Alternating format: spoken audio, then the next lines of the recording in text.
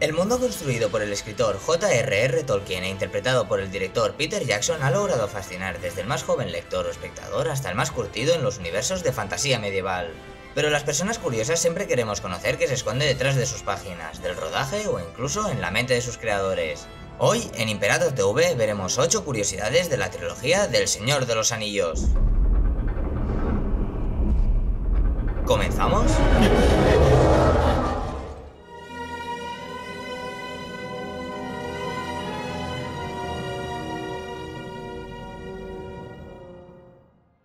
Número 8. El deforme lugarteniente de Minas Morgul.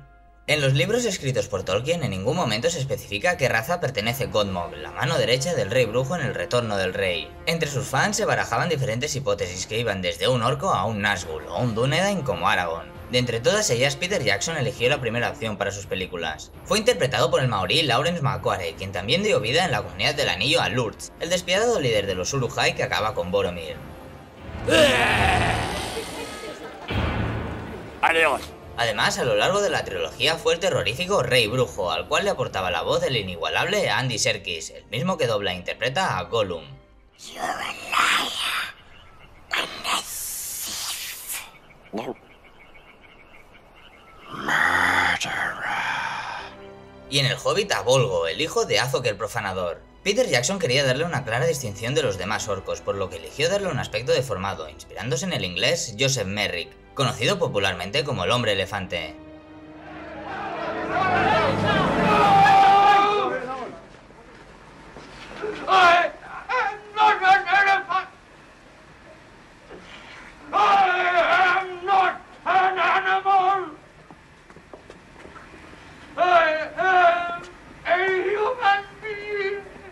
Una persona que sufría el mayor caso registrado del síndrome de Proteus, una enfermedad que causa un crecimiento excesivo de la piel y un desarrollo anormal de los huesos, normalmente acompañados de tumores en la mitad superior del cuerpo. Y es por ello que durante el rodaje todos se referían a Godmog como el orco Joseph Merrick.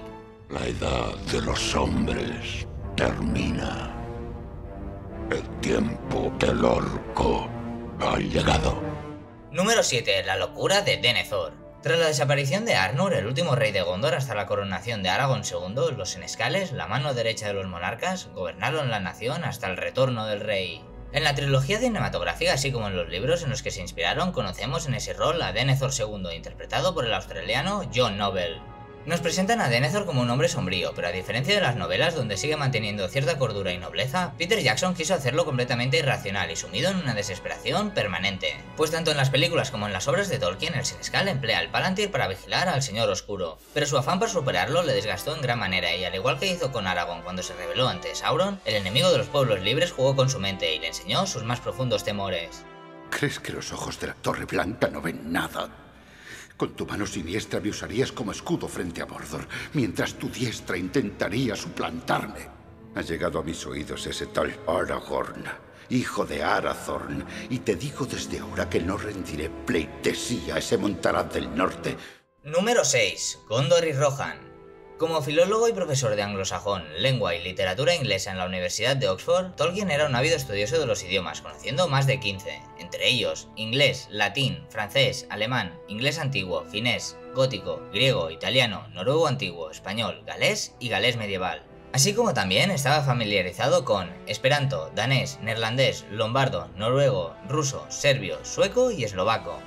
Su especialidad fueron las de origen germano, siendo su principal pasión el inglés antiguo, también conocido como anglosajón, el cual poco tiene que ver con el inglés actual, que bebe en su mayoría de la lengua francesa, llevada a Inglaterra por los normandos de Guillermo I el Conquistador.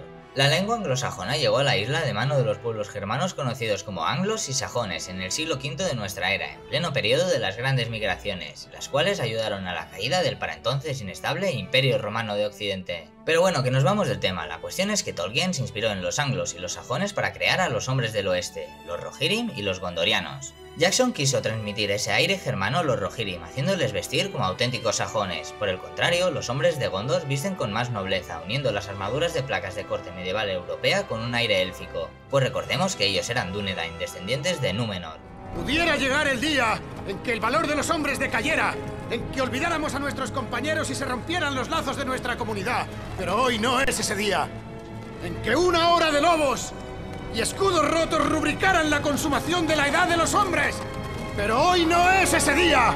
En este día lucharemos por todo aquello que vuestro corazón ama de esta buena tierra. ¡Os llamo a luchar! ¡Hombres del oeste! Número 5. Arwen en la batalla del abismo de Helm. La hija de Elrond fue uno de los personajes que más cambió a la hora de adaptarla a la gran pantalla. Peter Jackson quiso darle mucha más relevancia para feminizar un poco la historia, pues le parecía que estaba demasiado cargada de personajes masculinos. Por esto y para evitar añadir más personajes que saldrían pocos minutos en escena, Arwen sustituyó en el vado de Bruinen a Glorfindel, llevando a Frodo a Rivendell para curarlo de la herida hecha por el acero de Morgul. Pero, ¿quién es este tal Glorfindel? Pues resulta que es uno de los primeros personajes creados por Tolkien para su Legendarium, el libro que creó para describir su mitología sobre la Tierra Media. Y para aumentar el protagonismo de Arwen en la trilogía, el director quiso que la elfa fuese la que comandase las tropas de Rivendell que marcharon en auxilio de los Rohirrim en el abismo de Helm. Pero tras revisar el guión, la idea fue desechada y en vez de una princesa guerrera tuvo un papel más parecido al de la obra original. Pero eso sí, mantuvo que los elfos fuesen en ayuda de Rohan, cosa que no ocurre en los libros. Existió una alianza entre elfos y hombres. En el pasado luchábamos y moríamos juntos. Venimos a hacer honor a esa alianza. Número 4. Una hipnosis para olvidarlos a todos. En un podcast, el director Peter Jackson se lamentó de no poder ver como las demás personas las películas en las que había estado trabajando durante tanto tiempo, pues deseaba vivirlas como la novedad que eran. Consideré seriamente ir a hipnoterapia y que me hiciera olvidar todas las películas y el trabajo que había hecho durante los últimos 6 o 7 años y así poder sentarme y disfrutarlas. Finalmente no llegó a hacerlo, pero ¿tú lo harías con el fin de disfrutar por primera vez de esta trilogía u otra obra que te guste mucho? Déjamelo en los comentarios, además no te olvides de suscribirte y activar la campanita, para no perderte ningún vídeo. Hello there. Do you want a kiss? Número 3. Las águilas. Largo y tendido se ha hablado sobre si son o no un deus ex machina, un elemento o personaje que, con su intervención, resuelve de manera poco verosímil una situación difícil dentro de una obra literaria. Pues bien, en una de sus cartas el propio Tolkien escribe lo siguiente: las águilas son una máquina peligrosa, las he usado con moderación y ese es el límite absoluto de su credibilidad o utilidad. La llegada de una gran águila de las montañas nubladas en la comarca es absurdo. También hace inverosímil la posterior captura de Gandalf por parte de Saruman y estropea el relato de su fuga. No creo que haya dudas al respecto, pues hasta el propio escritor las llama máquinas, ya que a pesar de integrarlas dentro del universo e historias de la Tierra Media, en más de una ocasión se vio en la necesidad de emplearlas para salvar a personajes clave que se habían visto en una situación de la que no podían salir.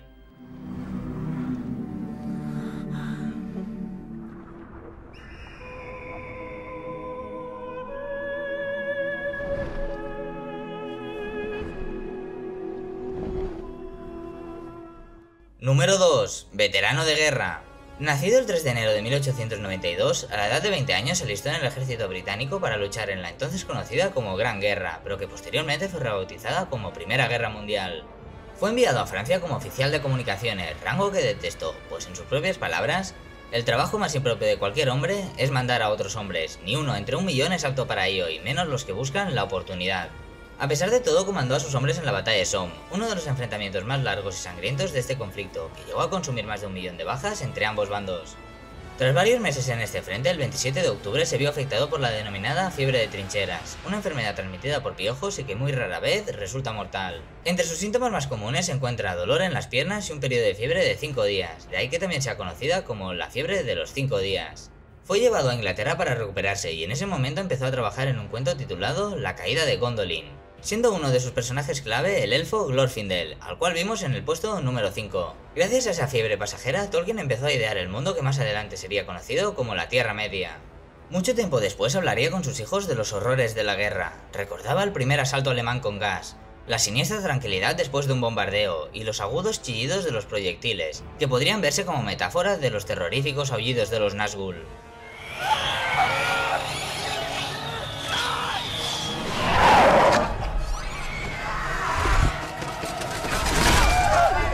O el tener que estar siempre en marcha, cruzando un paisaje devastado, como el que puede verse al acercarse y dentro de Mordor. Y es que a pesar de negar cualquier relación de la Tierra Media con las dos grandes guerras, podemos ver una similitud de la Ciénaga de los Muertos con el Valle de Somme, en el norte de Francia, donde los cadáveres se amontonaban y solo había desolación y podredumbre. El resto de la guerra la pasó en Inglaterra, pues sufría de recaídas y cuando no estaba hospitalizado realizaba tareas de oficina.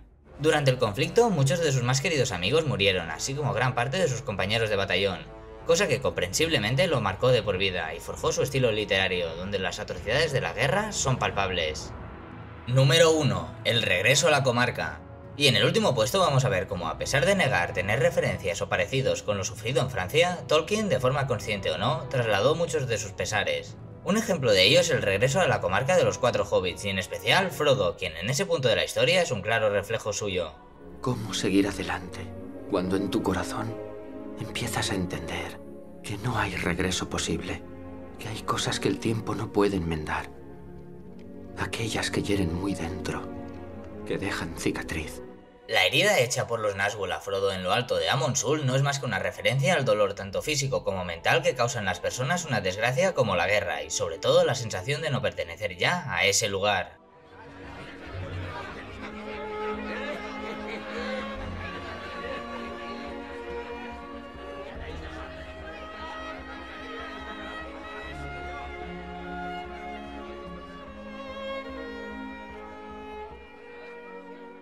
Y a diferencia de la trilogía cinematográfica, el retorno a su tierra natal no es tranquilo, pues Tolkien hizo que los Ents aceptasen liberar a Saruman de la alta torre de Isengard, y junto a Lengua de Serpiente vagó hacia el norte, hasta llegar a la comarca, donde gracias a sus agentes, tanto hombres como hobbits, empezó una rápida industrialización del lugar. Y de ahí que lo visto en el espejo de Galadriel fuese su futuro, y no un desenlace alternativo si fracasaba en su misión.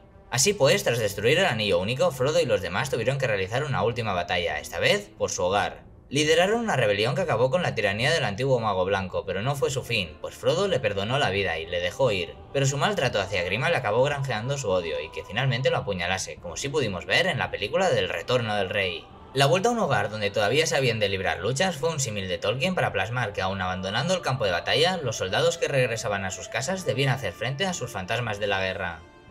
¿Sabías alguna de estas curiosidades? ¿Qué otras te gustaría ver en una segunda parte? Déjamelo en los comentarios y suscríbete para no perderte ningún vídeo. ¡Adiós! ¿Os habéis divertido? ¿Os habéis divertido? ¿Os habéis divertido? ¿No habéis venido a eso?